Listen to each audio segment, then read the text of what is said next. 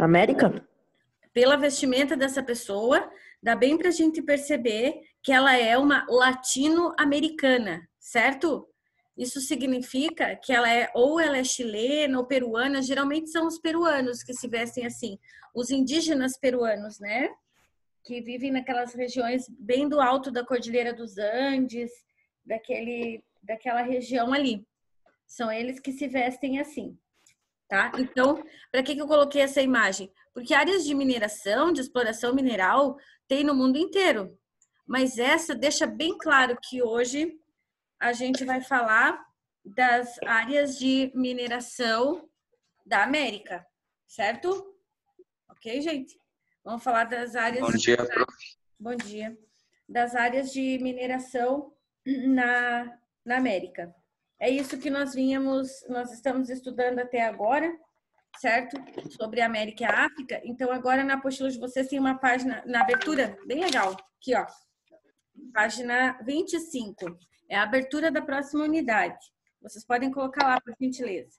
Na primeira, mostrando assim, pedra preciosa, conhecida como Diamante da Paz, vendida pelo governo de Serra Leoa, é exposta em Nova York em 2017. Seu nome se deve à campanha contra a intensa violência que envolvia a exploração mineral do país em décadas passadas, quando essas pedras ganharam o apelido de diamantes de sangue.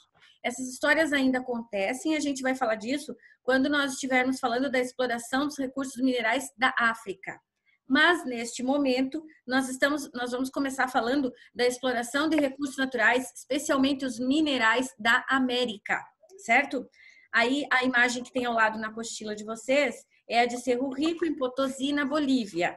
Maior montanha de prata do mundo, por muitos anos, Cerro Rico sustentou boa parte da riqueza da monarquia espanhola, sustentou a Espanha, e ainda hoje constitui um importante fator da balança de exportações do país, porque aquela montanha toda ali é uma montanha de prata. Aí vocês não pensem que quando chega perto ali, nossa, você só vê prata e tal. É a prata, desculpa, misturada com outros minerais, obviamente, tá, gente? Não pensa que é um bloco sólido de prata ali no meio, porque não é. Ela tá misturada com outros minerais. Mas assim, aqui é uma imagem da Bolívia e da exploração de prata na Bolívia. Na apostila de você, na apostila não, na tela aqui de vocês, eu coloquei uma imagem, certo? Andina, ou seja, nos Andes. Provavelmente esta é uma representante de populações peruanas, mais do que chilenas, eles são parecidos, mas aqui eu creio que seja peruana, até pelo tipo de vegetação aqui embaixo. E ali é uma área gigantesca de exploração mineral. A maior parte das áreas de exploração mineral tem essa característica aqui mesmo, tá? Tem essa perspectiva visual, né? De serem assim. E também vou falar, já que vamos falar de exploração mineral na América hoje, vou falar para vocês dos nossos processos de exploração mineral aqui no Brasil. O que é bom e o que é ruim. Mas a gente já estudou o Brasil, ok? Mas estamos falando de América e problemas que são enfrentados no Brasil são os mesmos problemas enfrentados em outros países, tá? O que a América e a África têm de semelhante nesse sentido? Muitos recursos naturais, muitos mesmo. E aí eu quero falar, não vou falar só dos minerais, mas eu quero salientar os recursos minerais, certo? Mas também, em geral, muitos recursos naturais. Muita água. Vocês vão dizer, como assim, professora, na África? Sim, água, tá? Não em grande quantidade, limpa, em uso, como a gente já falou, mas é um recurso que poderia ser melhor utilizado, mas está aí trazendo para a América uma disponibilidade também maior na América, certo? E aí a gente fala não só da água, mas eu vou falar de outros recursos naturais e outros recursos minerais, tá bom, gente? Então, eu gostaria que vocês estivessem com lápis, caneta na mão para ir anotando. O que for de olhar na apostila também, estejam com a apostila perto. Outra característica, essa é a primeira característica semelhante entre África e América. Elas têm bastante recursos, em especial recursos minerais, tá? Dentro dos recursos naturais, os minerais. E outra semelhança entre as duas, todas as duas já tiveram esses recursos explorados em grande quantidade por europeus. Explorados tanto na extração quanto na mão de obra. São dois continentes que têm histórico de mão de obra abusiva, sendo submissa à mão do europeu, para trabalhar para a retirada dos minérios esses levados para a Europa, que era colonizadora, e mesmo após os países terem se descolonizado, a Europa ainda exercendo poder e pressão, né, sobre esses países da África e da América. Então, duas características em comum entre América e África quando eu falo de exploração de recursos naturais. Abundância de recursos naturais e a segunda característica, exploração por parte de europeus, tanto da mão de obra quanto dos próprios recursos, tá? Hoje a gente vai falar dos recursos americanos, da América. Na próxima aula a gente fala dos recursos africanos, certo? Vocês vão ver que as situações de dificuldade da mão de obra, os tipos de recursos utilizados e tal são muito parecidos, mas o processo é mais intenso e foi mais exploratório, assim, sem dúvida nenhuma, na África, tá, gente? Vamos lá. A gente tem muitas áreas industriais hoje na América, desde o Canadá até a Argentina. Áreas industriais em toda a América, né? Porém, no Canadá e nos Estados Unidos, essas áreas industriais, elas são bastante apoiadas em cima da mineração de ferro, de manganês, de gás natural e do carvão mineral, ok? São esses os 4 principais elementos aqui que fazem na América do Norte haver bastante exploração mineral. Vamos lá, América do Norte, Estados Unidos e Canadá, quando eu falo deles lá, que tipo de exploração? Que vai para as áreas industriais. Então, eu tenho ferro, eu tenho manganês, gás natural e carvão mineral. Porém, eu também posso falar do petróleo, principalmente depois da descoberta do chamado petróleo de xisto na região do México. Ali foi uma situação interessante. O México, no começo, ele sempre foi um país com poucos recursos, um país bem pobre, e eis que descobre que tinha grandes quantidades, né, grandes reservas de chamado petróleo, né? Do conhecido petróleo. Não só o petróleo de xisto, mas o petróleo comum, em grandes quantidades. Ótimo. Todo país que descobre, em pleno século XX, que era quando aconteceu isso, década de 80, início, né? Quando descobre uma grande quantidade de petróleo, numa época dessa em que todos estão utilizando muito o petróleo para desenvolvimento econômico, é para o país sair muito rico dessa história, sair por cima. Porém, o que acontece com... peraí, só um minutinho, deixa eu só colocar aqui. O que acontece com a situação do México? O México descobriu reservatórios de mineral, de petróleo, a profundidades muito grandes, certo? Era muito petróleo, porém em áreas bem difíceis de se explorar, bem profundas mesmo. O México não tinha tecnologia e nem profissionais qualificados que fossem assim experientes nesse assunto para fazer a retirada desse petróleo. Então ele tinha muito dinheiro enterrado, literalmente, porque ele não tinha como extrair esse petróleo, não tinha tecnologia, o maquinário, nem os profissionais corretos para fazer essa exploração. Ficaria pobre, se manteria pobre e não teria condições até o dia de, quem sabe, ter condições para fazer a retirada desse petróleo. Aí os Estados Unidos oferece apoio, oferece ajuda ao México para desenvolver a Pemex, que é a indústria de siderurgia e exploração de petróleo do México, certo? Tá. Só que o que os Estados Unidos faz? Ele oferece tecnologia e mão de obra especializada para que o México possa retirar esse petróleo. O problema todo foi na oferta. Os Estados Unidos ofereceram tudo isso e, em troca, eles queriam mais de 80% do petróleo retirado do México, certo? Eu te ofereço a mão de obra, as máquinas, mas 80% do teu petróleo vem para mim, fica comigo. Aí o México ficou naquela, manter-se numa situação bem pobre e com todo esse petróleo enterrado para não querer que os Estados Unidos utilizassem, ou aceitar a proposta dos Estados Unidos, entregar 80% do petróleo e pelo menos melhorar um pouco as condições de vida do seu país com os 20% que ele ia conseguir ficar. Muito bem. É claro que, no fim das contas, o México optou pela segunda opção, né? Ficou com a segunda ideia, de entregar cerca de 80% do seu petróleo para o México. Gente, eu preciso saber uma coisa. Esse barulho de fundo que tem aqui, vocês também ouvem? Ó, Parece que tem alguém fazendo ps, assim? não, não, é uma máquina mesmo. Ah, então Eu não. não ouço. Ó, escutam ou não? Não. Não, eu Ai, não que tô bom. escutando, pro.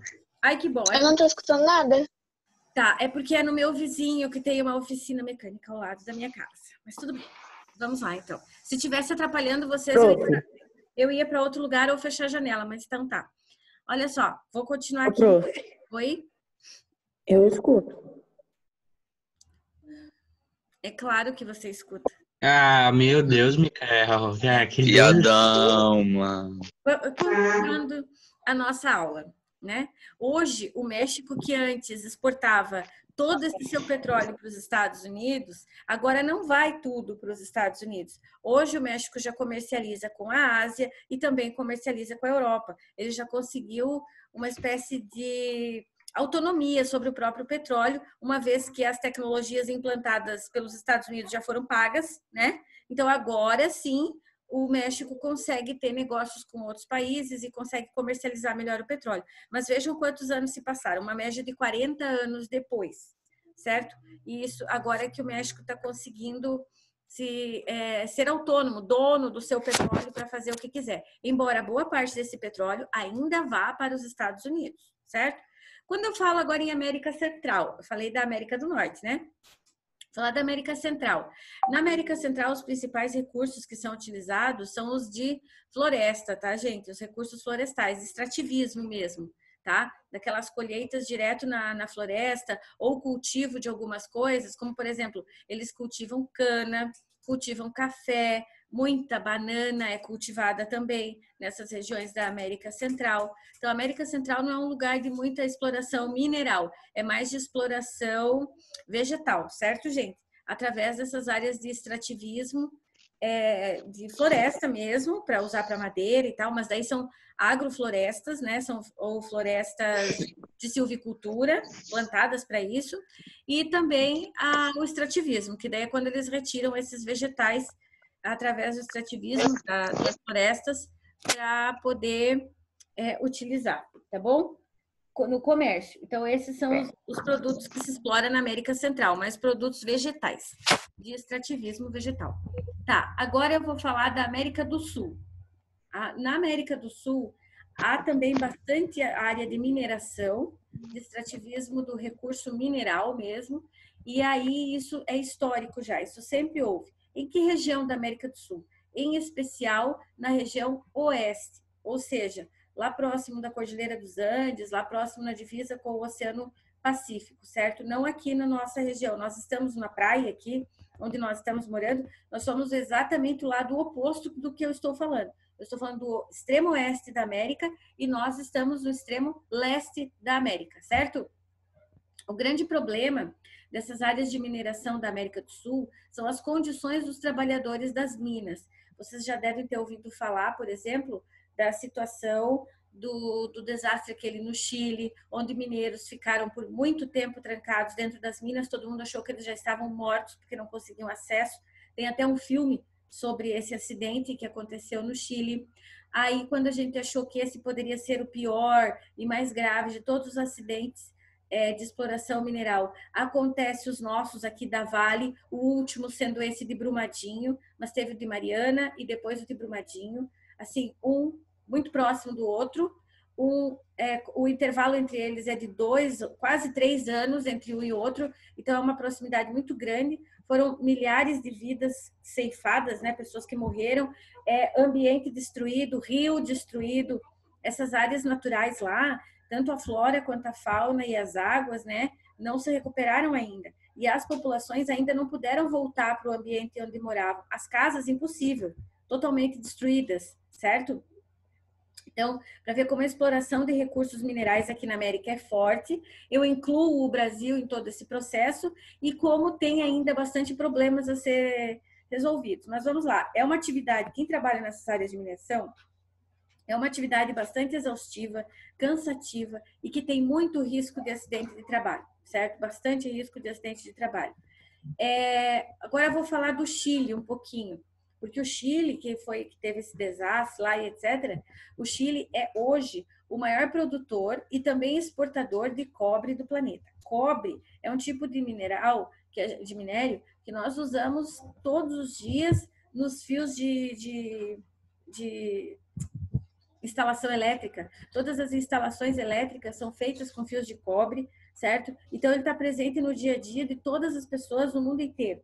E o Chile hoje é o maior produtor e exportador de cobre do planeta, o que não quer dizer que ele seja um país rico, vejam a situação, e muito menos que a sua população que trabalha e vive desse serviço seja rico, porque a maioria vai para empresas transnacionais estrangeiras.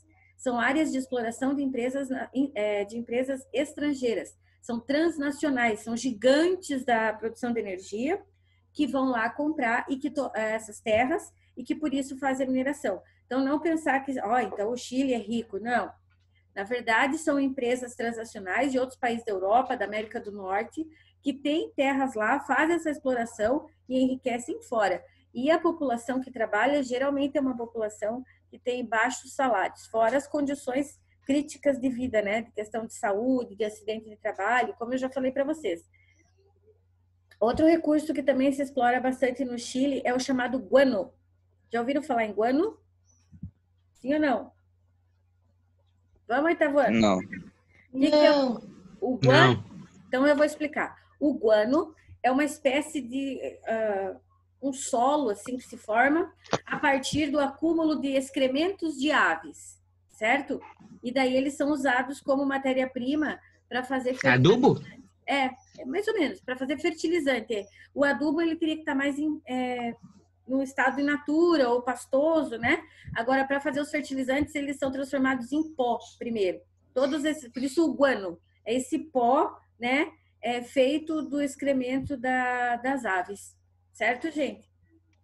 Outra situação, sim. Outra coisa que eles têm também, eu tô falando do Chile, né? Falei do cobre, falei do guano, tem o salitre também, ok? O salitre, ele é uma espécie de sal que é colocado junto com esses fertilizantes e coisa arada, mas o salitre também é usado como tempero, como sal em comida. Muito cuidado com isso. Quando vocês compram um alimento que tem salitre, o problema do salitre é que se você precisa tomar, por exemplo, 2 copos de água após uma refeição, para que ela dê conta de limpar todo o sal do teu organismo e decompor e usar todos os nutrientes, se tiver salitre é o dobro disso. Porque o salitre ele é muito forte, ele atua de maneira muito forte no nosso organismo. Além disso, o salitre faz você ter uma sensação de que você já comeu o suficiente. E às vezes você nem comeu o suficiente ainda, mas ele dá aquela sensação, como se chama, de empachamento, sabe? De, nossa, estou cheio e tal. E às vezes você nem comeu tanto assim. Não é que é para você comer mais, mas ele vai dar uma sensação, você já comeu até bem, mas ele te dá a sensação de que você comeu demais, que você comeu além da conta, certo? Já comeu o necessário. Você já comeu o necessário, mas ele te dá aquela sensação, a forma como ele age, de que você comeu muito, que você se sente cansado, sabe? Mas se ele não desse essa sensação, seria bom ou ruim? Acho que ainda assim não seria bom, porque o salitre ele precisa de muita água para ser tirado do nosso organismo, certo? Tá, já aconteceu guerra por aqui por conta disso, por causa da exploração desses minerais? Já. Depois eu quero que vocês deem uma olhada na página 27 da apostila de vocês. Tem o Conexões aqui que fala um pouquinho sobre essa guerra do Pacífico aqui, tá? Essa guerra do Pacífico, só que é claro, ela é lá do século XIX, não é uma guerra agora. Mas essa guerra do Pacífico, ela aconteceu nas proximidades do deserto do Atacama e ela foi uma guerra que depois vocês vão ler ali na apostila, que até hoje ninguém sabe exatamente qual foi a causa, as pessoas até hoje não sabem se posicionar muito bem, mas foi em busca de exploração de recursos minerais, isso é certo, certo? Porque eles queriam poder tirar os recursos minerais da região, tanto o próprio país quanto outros. Depois vocês vão ler ali certinho. Vamos lá. Eu ainda estou na América do Sul, que é a que mais nos interessa, e vou falar da Bolívia. Na Bolívia, o principal tipo de extração é a de prata, certo? Nossa, mas ainda tem prata depois de tudo que os espanhóis exploraram há tantos séculos assim? Pois é, ainda tem um pouquinho de prata lá, sim. Ela ainda é explorada, não em grande quantidade, mas ainda é explorada a prata na Bolívia, mas hoje a Bolívia é grande exportadora de gás natural, inclusive para o Brasil e estanho, certo? Estanho para outras regiões. Mas o Brasil importa muito gás natural da Bolívia. Esse gás natural chega para nós da Bolívia através de gasodutos, que são grandes encanamentos que passam pelo subterrâneo da Bolívia até o Brasil. Certo, gente? Eles são todos enterrados, é tudo subterrâneo. E o trabalho para montar, para fazer isso?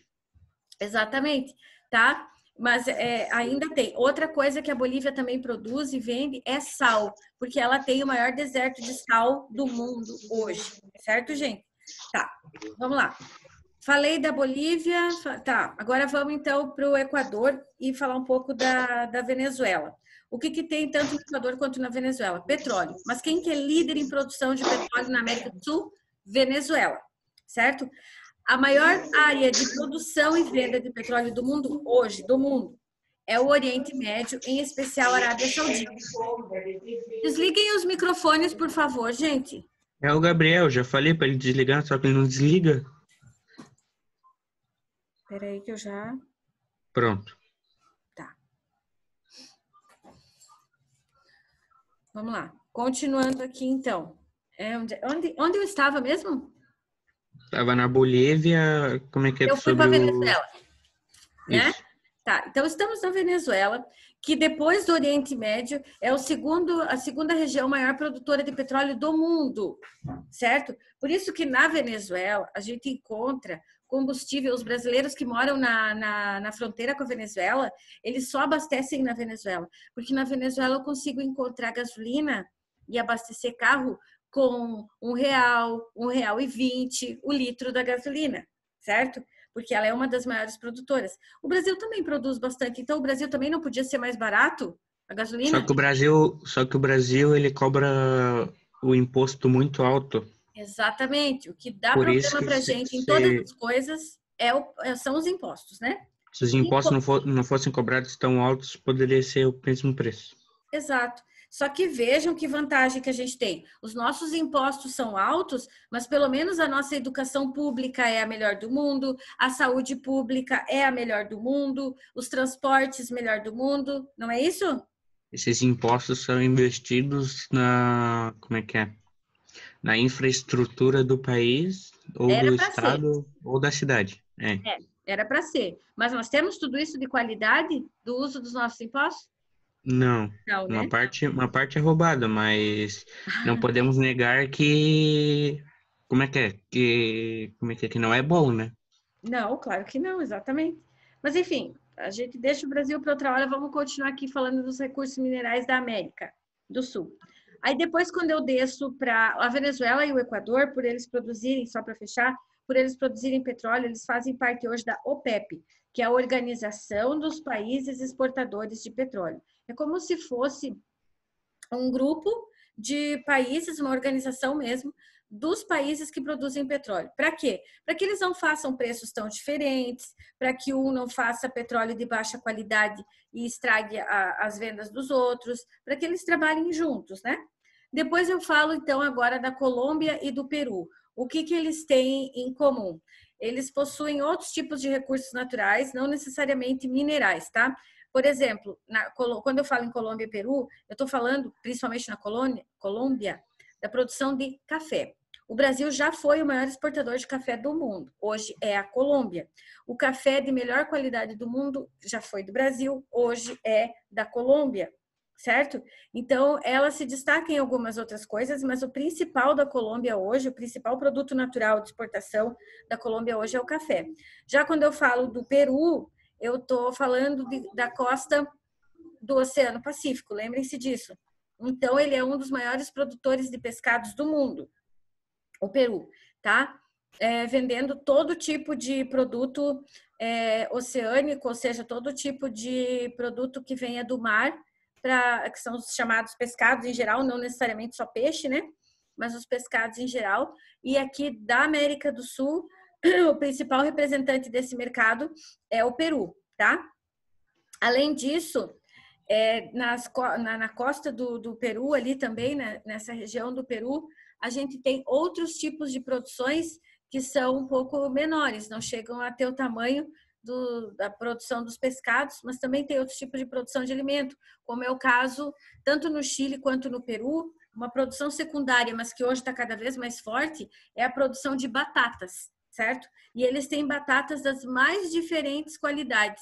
Então, são espécies completamente diferentes e espécies endêmicas que só conseguem se desenvolver e existir nessas regiões da Cordilheira dos Andes, que fica entre o Peru e o Chile. Tá? Essas batatas elas são endêmicas e por isso elas fazem parte de uma culinária exótica da América do Sul. Então tem muita gente que compra, que gosta e é um produto que não é vendido tão barato assim, tá? Tem batata cor-de-rosa, tem a batata laranja, tem batata roxa, não beterraba, batata mesmo, batata roxa. Tem batatas que são extremamente doces, mais Batata doces. roxa não é batata doce, Pro? Não. Ela é por tá. dentro toda roxa também. Bem tá. roxa, tá? E aí, essa batata, tem alguns tipos de batata lá, tem uma batata que é meio alaranjada, que ela é muito mais doce que a batata doce. Ela é realmente bastante doce, não precisa pôr açúcar, nada. Ela é bem doce sozinha mesmo, assim, ela já é uma sobremesa, só ela. Tem umas batatas que são chamadas de, como é que é? Cará peruano, porque ela parece o chapéu de um cogumelo, essa batata. Tem diversas qualidades de batata lá. E hoje é um mercado que está crescendo bastante, que eles estão conseguindo vender cada vez mais. Os dois maiores países da América do Sul, não podia deixar de falar deles de jeito nenhum, são Brasil e Argentina, certo? Então eu vou fechar falando do Brasil e da Argentina. Os dois, por terem território extenso, eles têm produção bastante diversificada, essa produção natural. É produção mineral, é produção vegetal, produção animal, também tem pescados, também tem extrativismo, também tem áreas de exploração mineral, certo? No Brasil ainda tem muita exploração natural de florestas, de produtos florestais, ok? Temos o quê? Temos uma grande exportação, somos o terceiro maior exportador do mundo de ferro, vendemos cobre, Brasil, estou falando, manganês, alumínio, petróleo, e agora temos também recentemente descoberto, há alguns anos já, mas é recente, o nióbio, certo? Que é utilizado para a produção de motores das aeronaves mais modernas que tem, porque ele torna os motores mais leves, etc. Tá? É um tipo de minério brasileiro, que 92% da produção mundial, 92% está no Brasil, ok? Na Argentina, eu posso falar de alguns recursos energéticos também, tá? Posso falar da produção de recursos energéticos, posso falar do chumbo, do estanho, do zinco, que são produções argentinas. Mas agora eu vou voltar um pouquinho para o Brasil, porque eu quero terminar a aula falando para vocês, já que nós vamos falar só da produção de minérios do Brasil hoje, eu quero terminar a aula falando para vocês que eu vou fazer o seguinte. Eu vou colocar... que imagem vocês estão vendo na tela? Uma mulher, um homem... Continua a mesma que estava antes. Tá. Alguém Tá bom. olhando um buracão. Tudo bem. Beleza. Então, deixa só eu explicar o que vai acontecer agora. É o seguinte, eu estou falando de mineração no Brasil, né? Estou falando da exploração de recursos naturais, principalmente minerais do Brasil, porque depois eu quero comparar com a África lá na frente. Então, eu vou passar agora 2 vídeos para vocês assistirem. Mas não é para assistir amanhã, é para assistir agora, tá? Que a gente tem ainda mais uma aula na frente. Então, são 2 vídeos que vocês vão assistir.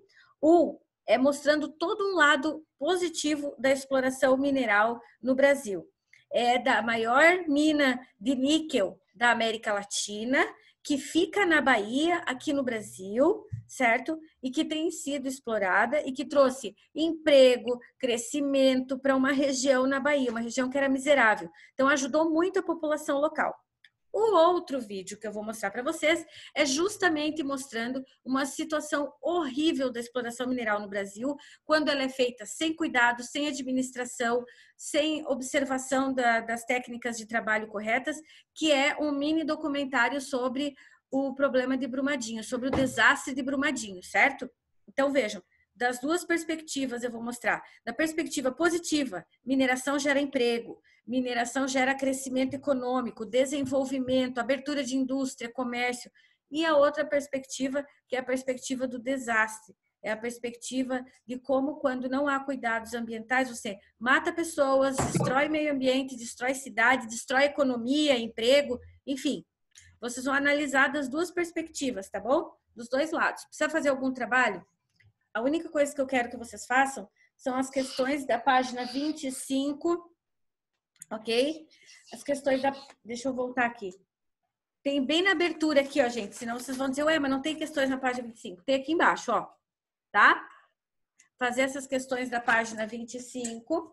Vou passar mais uma questão para fazer no caderno, que é para falar sobre esses dois vídeos. Na próxima aula, eu abro corrigindo as questões da página 25 e comentando essa questão sobre os dois vídeos. Para daí, falando disso, eu abrir a exploração dos recursos naturais da África, comparando. Entenderam como que funciona o esquema? Vocês primeiro vão assistir os dois vídeos, Ok. aí vocês vão fazer a atividade do caderno e depois vão fazer as atividades da apostila para corrigir na próxima aula, que é quarta-feira, tá bom? Lembrando que já tem um trabalho para quarta-feira. Então, não deixem acumular as coisas, que é o trabalho explicando os fatores naturais, quais e como os fatores naturais interferem na disponibilidade de água na África e na América. Entenderam, gente? Beleza? Então, tá. Agora eu vou passar lá para vocês, tá bom? Bem certinho. Ok? Alguma pergunta, alguma dúvida, pessoal? Não? Então, tá bom. Beijo, bom fim de semana. Aproveitem, hein? Para fazer trabalho, Beijo, claro. Pro. Tchau, prof. Tchau, beijo. Tchau, Tchau, Pro. Aurora. Beijo. Tchau, Pro. Tchau. Tchau, tchau. Tchau, Aurora. Falou, prof. Falou.